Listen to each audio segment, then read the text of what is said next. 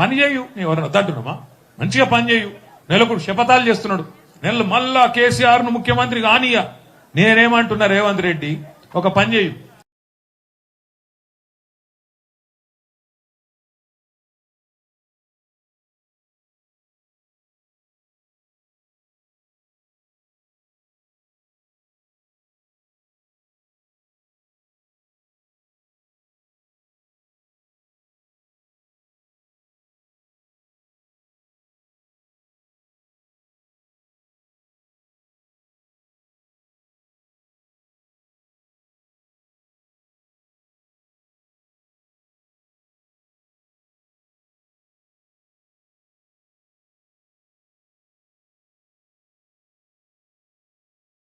శపథాలు చేయు, శపథాలు బరాబర్ చేయి. నువ్వు ముఖ్యమంత్రి కదా, గివేవి శాతగావు, గివేవి శాతగావు. వెనకటికెవడో ముఖం బాగాలేక అద్దం బల కొట్టినాడు. ఒకట్లున్నది ఈయన కథ.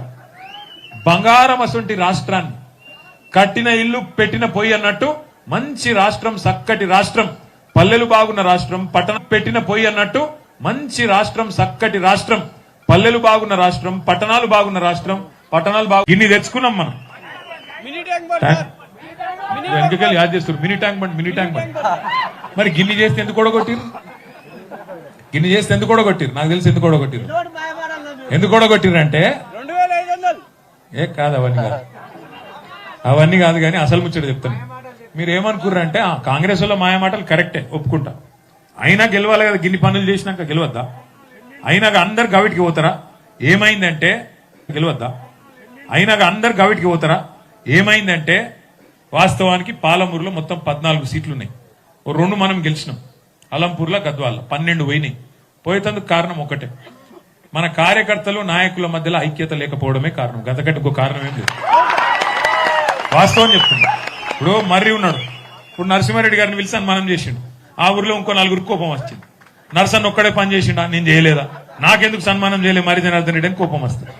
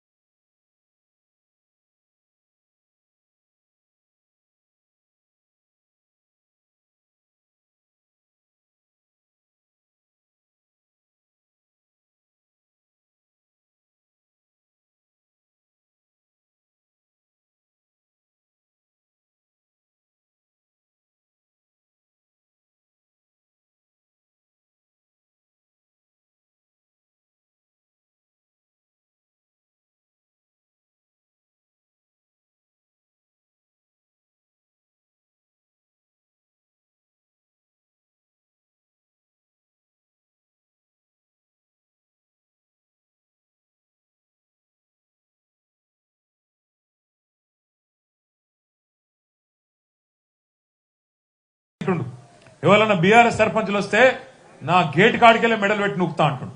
నేను ఒక్కటే మాట చెప్తున్నా మీకు, మీరెవ్వలకు మోతాదు కాదు, మీరెవ్వల మీద ఆధారపడలేరు. సర్పంచులు ఒక్క విషయం మీరు కరెక్ట్ గా అర్థం చేసుకోండి. భారతదేశంలో మీకు రక్షణగా ఉండేది ఈ ఎమ్మెల్యేలు, వీళ్ళ నీలుగుడు, వీటన్నిటికీ చెక్కు పెట్టేది ఒకటే ఒకటి, డాక్టర్ బాబాసాహెబ్ అంబేద్కర్ రాసిన రాజ్యాంగమే మీకు రక్షణ. మీరెవ్వనికి మోతాదు కాదు, మీరెవ్వనికి మోతాదు కాదు. ఎందుకంటే రాజ్యాంగం ప్రకారం మనకు 5 రకాల ప్రభుత్వాలు ఉన్నాయి భారతదేశం. పైన ఢిల్లీలో కేంద్ర ప్రభుత్వం ఉన్నది, ప్రధానమంత్రి, ఎంపీలు, అది కేంద్ర ప్రభుత్వం. రాష్ట్రంలో రాష్ట్ర ప్రభుత్వం ఉంటది, ఎమ్మెల్యేలు, ఎమ్మెల్సీలు, ముఖ్యమంత్రి, మంత్రులు అక్కడ ఉంటది. కొద్దిగా కిందికి వస్తే జిల్లాలో జిల్లా పరిషత్ ఉంటది, జెడ్పీటీసీలు, జిల్లా పరిషత్తు అక్కడ ఉంటది. ఇంకొద్దిగా కిందికి వస్తే మండల పరిషత్తులు, మున్సిపాలిటీలు ఉంటాయి, అక్కడ వాళ్ళు ఉంటారు. ఇంకా కొద్దిగా కిందికి వస్తే మనకు గ్రామ పంచాయతీలు. రాష్ట్రానికి ముఖ్యమంత్రి ఎట్లనో గ్రామానికి సర్పంచ్ గారు కూడా గట్లే. కాబట్టి మీరు ఎవ్వరికి మోతాదు కాదు. మీకు రాజ్యాంగం ప్రకారం ఫైనాన్స్ కమిషన్ ద్వారా డైరెక్ట్ గా మీ ఖాతాలనే పైసలు వేయాలి. మీ ఎమ్మెల్యే ఆపేది లేదు, ఎవడు ఆపేది ఏం లేదు. సీదా ఫైనాన్స్ కమిషన్ ద్వారా స్థానిక ప్రభుత్వాలకు వచ్చే పైసల్లో ₹1 ఢిల్లీలో విడుదలైతే సీదా గ్రామ పంచాయతీలకు 85 పైసలు మీ అకౌంట్లకు రావాలి. 10 పైసలు మండల పరిషత్ అకౌంట్లకు పోతాయి, 5 పైసలు మరి జిల్లా పరిషత్ అకౌంట్లకు పోతాయి. ఇక్కడ విషయం ఏంటి అంటే జిల్లా పరిషత్తు, మండల పరిషత్తు, గ్రామ పంచాయతీ ఇవన్నీ కూడా స్థానిక ప్రభుత్వాలు, గ్రామాలను బాగు చేసే ప్రభుత్వాలు. ఒకరితోనొకరు కలిసి నడవాలన్న ఉద్దేశంతో ఈ 5 అంచెల ప్రభుత్వాన్ని పెట్టినారు. అందులో చాలా చోట్ల నేను ఒకటి చూస్తూ ఉంటా. నేను పంచాయతీరాజ్ మంత్రిగా కూడా కొంతకాలం పనిచేసాను. ఒకటి చూస్తూ ఉంటాను నేను. ఇప్పుడు ఇది అయిపోగానే రేపు ఎంపీటీసీ ఎలక్షన్లు వస్తాయి. ఎంపీటీసీ ఎలక్షన్లో మన సోదరుడు ఎవడెవడు గెలుస్తాడు. గెలవగానే ఎంపీటీసీ గారు ఏమంటారు, అరే సర్పంచ్ ఒక ఊర్లో గెలిచిండు, నేనేమో 3 ఊర్ల మధ్యలో గెలిచినా, నేను పెద్దోడిని, నాకు గ్రామ పంచాయతీలో కుర్చీ అయ్యారా, నాకు ఇది ఎక్కడ లెక్క అంటాడు. ఇది ఒక విషయం మీరు అర్థం చేసుకోవాలి. అసలు సర్పంచ్ పని ఏంది గ్రామ పంచాయతీలో, అట్లాగే ఎంపీటీసీ గారి పని ఏందో మీరు అర్థం చేసుకోవాలి. ఇప్పుడే నేను మీకు చెప్పిన ₹1 ఫైనాన్స్ కమిషన్ డబ్బులు వస్తే 85 పైసలు గ్రామ పంచాయతీకి, 10 పైసలు మండల పరిషత్కు, 5 పైసలు జిల్లా పరిషత్కు పోతాయి. మరి ఆ పైసలు కూడా ఖర్చు ఎక్కడ పెడతాం, మళ్ళీ గ్రామాలలో